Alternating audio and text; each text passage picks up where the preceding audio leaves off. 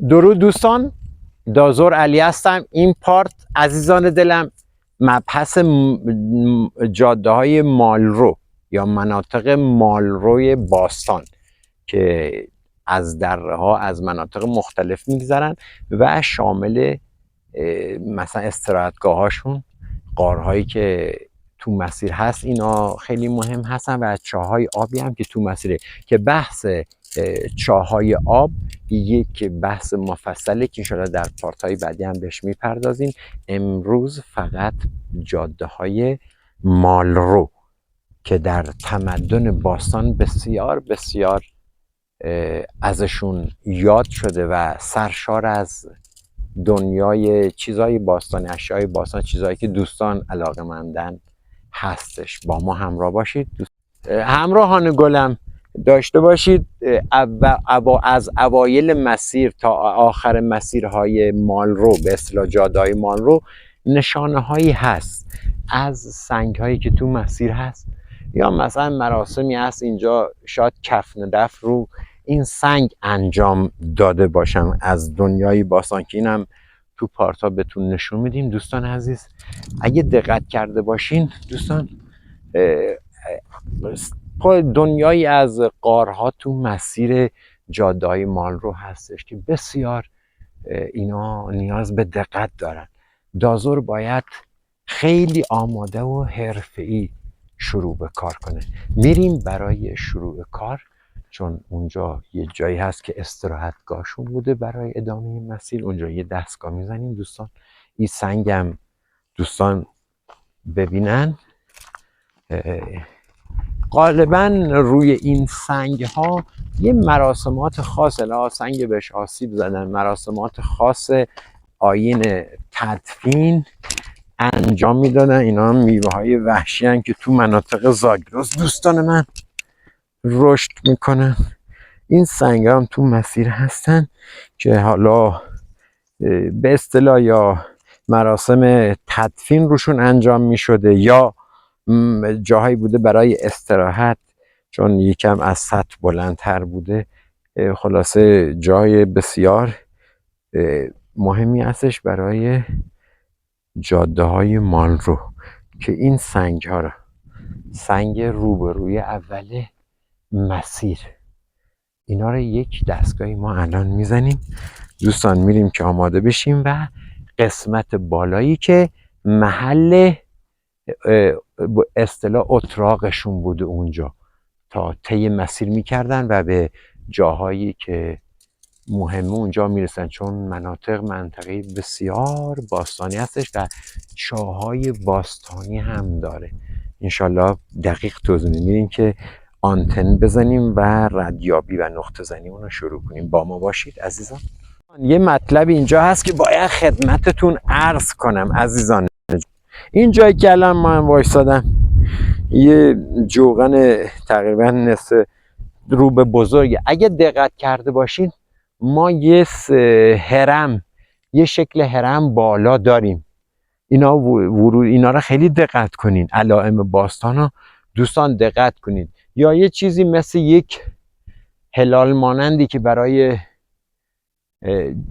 قایم کردن اجناس اشیاء باستان خوب بود اینجا هستش. همچنین یه ورودی هم سمت راست اینجا رو سنگ من دارم میبینمش، یه ورودی هم دقیق اونجا هست که اونم باید دستگاه بزنیم، ولی سنگ هرمی نشونه بسیار عالی است. امیدوارم دوستان این نکات ها ریز به ریز رعایت کنن تا به هدفشون برسن. دوستان من میام پایین، یه دستگاهی خود سنگ رو میزنم. با ما باشید عزیزان. دوستان آنتنای آموزشیمون هستش، 4 آنتن بلند. دوستان شما 70 سانت گفتم، 70 سانت برای عمق بالا و 25 سانت برای عمق کم تا 30 سانت. اینا هم آنتنای بلندمون هستش. دوستان عزیز میریم که شروع کنیم عزیزان گلم. دوستان گل، آنتناتون نباید هیچ ضربه‌ای ببینن، کوچکترین ضربه، یعنی در حفظ اینا باید خیلی دقت کنین دوستان. حالا ما انشالله بازم در خدمتتون میگیم که چه کار باید بکنید عزیزان گلم و ما پایمون رو در میاریم عزیزان و کابل نقطه زنیمون در میاریم عزیزان جان. خدمتتون هستیم عزیزان گلم که انشالله دیگه کارو حرفه‌ای ادامه بدیم. دوستان ما میریم برای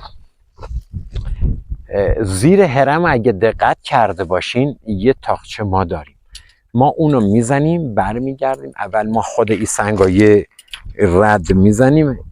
مثلا شما دوستان از اینجا بحث آموزش که هست، خودتون دیگه باید حرفه‌ای عمل کنید. یه خوراک نقره و یک خوراک طلا. به هیچ عنوان دوستان ببینید دوستان، به هیچ عنوان این دو سر آنتن نباید رو به سمت بیرون باشه. شما باید پایه ها چرخیده تا شستتون کنترل تو دست بگیر. ما یه رد خود این سنگمون رو میزنیم دوستان. اگر دقت کرده باشین حالا تو بدنش هم مثل اینکه یه جوقنی هست. حالا اینا رو هم مفصل تو پارت‌های بعدی توضیح میدم، چون ما خیلی پارت‌های حرفه‌ای و تخصصی داریم که شاید اصلا باور کردنش سخت باشه یکم، ولی همه رو دوستان میذاریم. دقت کنید عزیزان من. ببین دوباره یه سنس هم انجام میدین در حد چند سالی. میای بالا. ببین دوستان من با ما همراه باشید، بریم زیر هرم. عزیزان ما اومدیم زیر هرم. همونطور که مشاهده میکنید مناطق ما رو اینا باید وجب به وجب آنتن بخورن.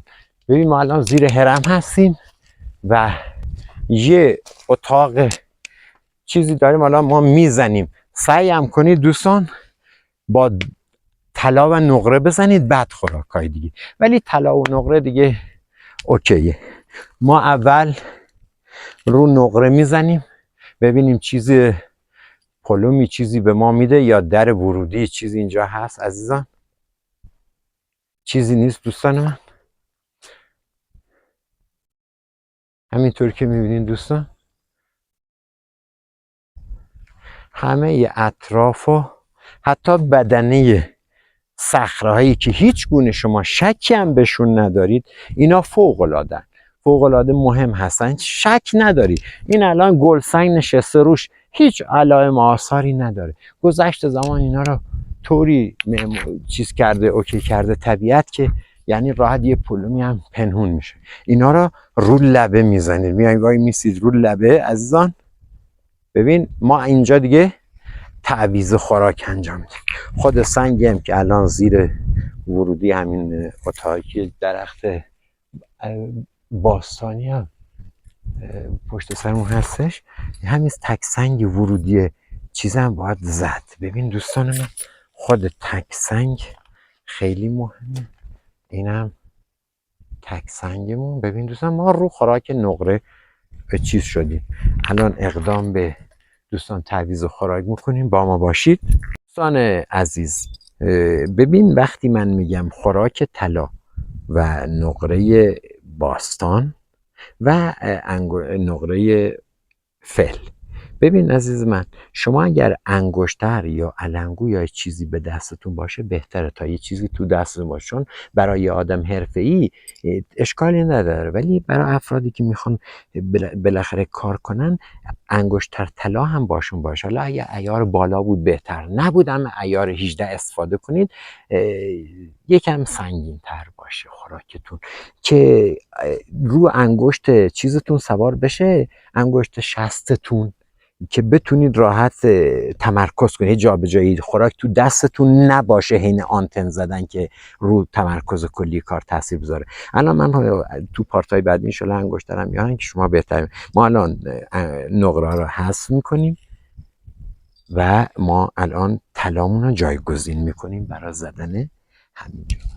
دوستان گل شروع میکنیم. ما الان دوباره همین منطقه‌ای که رو نقره زدیم، نقره عیار بالا، رو طلا هم چیز میکنیم، سنس میکنیم. اینا به همه بحثای کلیدی و فوق آموزی. ببین دوستان چقدر باید شما خوراکتون رو نزدیک کف دستتون تو چیز بذارید، تو خدمتون عرض کنم نزدیکترین نقطه اتصال آنتن و پای. ببین دوستان من همین الان خود تک سنگ رو میزنم. دوستان من دقت کرده باشین. ببین ما یه بار دیگه یک آلارم ضعیفی اینجا داد اگر دقت کرده باشید دوستان که اینا بحث ذرات که شما باید ازشون بگذریم. متوجه هستیم؟ ببین اگه دقت کرده باشید تا بخواد آنتن باز بشه یکم طولانی تر از حد متعادل کار است. دوباره دوستان این بحث آموزش هست. ببین دوستان شما وقتی با ذرات هم مواجه بشی، حالا بگیری یا نگیری، ببین دستگاه چقدر آروم برگشت. حالا ما برمیگردیم عزیزان، خود دیوار رو دوباره میزنیم. نه چیزی نبود.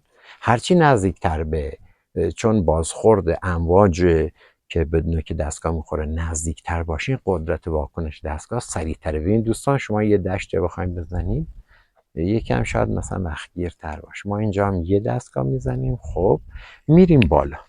دوستان با ما همراه باشین.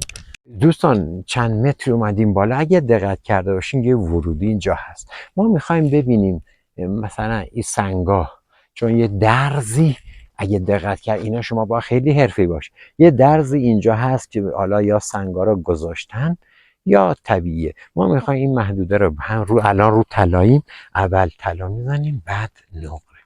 عزیزان دقت کنید، ببینید عزیزان من، هیچ وقت نزدیک خود حفره نشید. یعنی سعی کنید چند متری، حالا من باید قاعدتا بیشتر باشم ولی این دیگه بحثیه که حالا ببین ما یه پشت سرمون اگه دقت کنید یه پرتگاه 7-10 متری هستش. ما دوباره اینجا قرار بگیریم بهتره. ببین دوست من، ببین ما اینجا دیگه خیالمون راحته که رو طلا ما چیزی اینجا نیست و این یک حفره طبیعی فاقد جنسه، یعنی طلایی در این وجود. حالا ما رو نقره هم یه رد میزنیم دوستان گلم. اگه دقت کرده باشیم ما دوباره تعویض خوراک میکنیم، خوراکمون رو عوض میکنیم عزیزم. دوباره مراحل کار.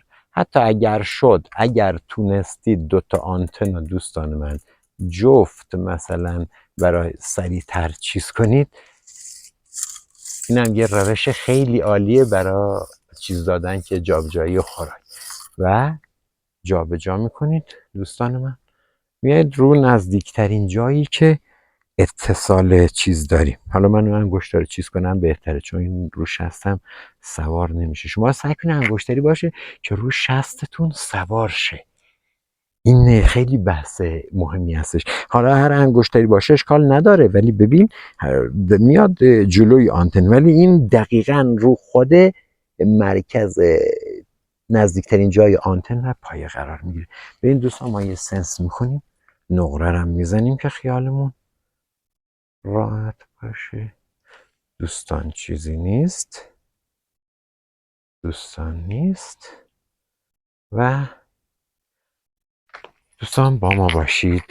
همراهان گلم، مناطق صخره‌ای همینطور که میبینید یه جاهایش هست از دور. حالا شما رو ضمناً یه چیز یادم رفتتون که حتما دوربین همراه داشته باشید. اگه یعنی سرمایه گذاری رو دوربینم کردین نگران نباشید، یه دید کامل رو صخره‌های بالایی بزنید. اگه دقت کرده باشید بعضی از جاها زرد رنگ هست و به شکل تاقچه ماننده، تاقچه های قدیم. اینا خیلی مهمن. هر آن ممکنه بهترین بار و بهترین دفینه اونجا بارگذاری شده باشه. دوستان با ما باشید.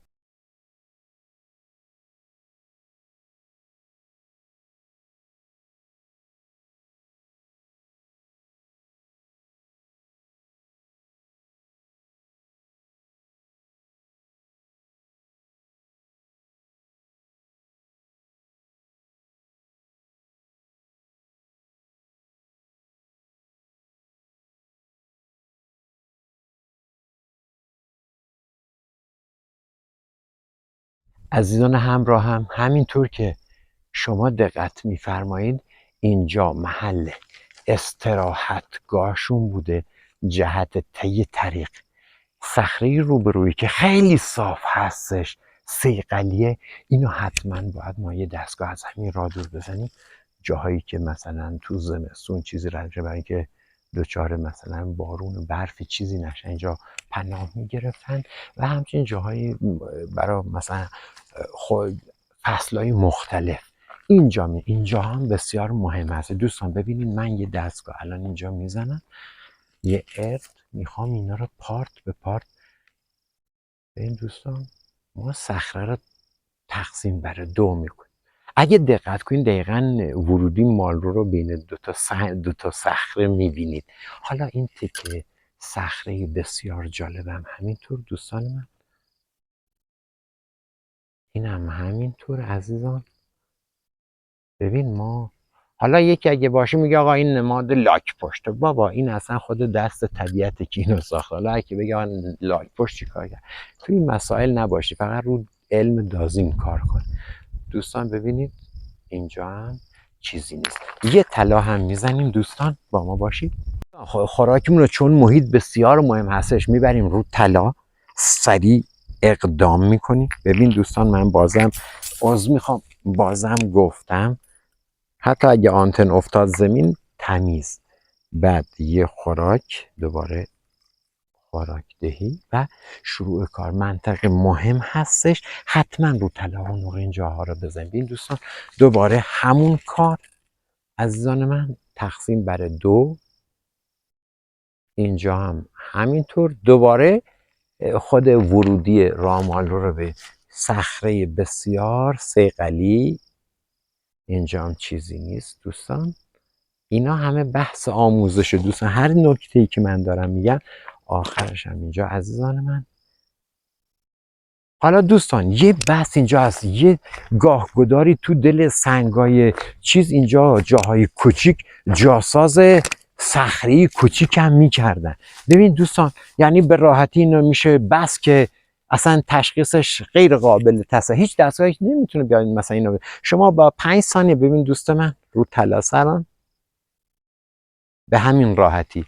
حالا شما خودتون دقت کنید و با برنامه دوستان کار رو پیش ببرید. مانا باشید دوستان تا پارت بعدی و آموزش های فوق حرفه‌ای که در خدمتون هستیم.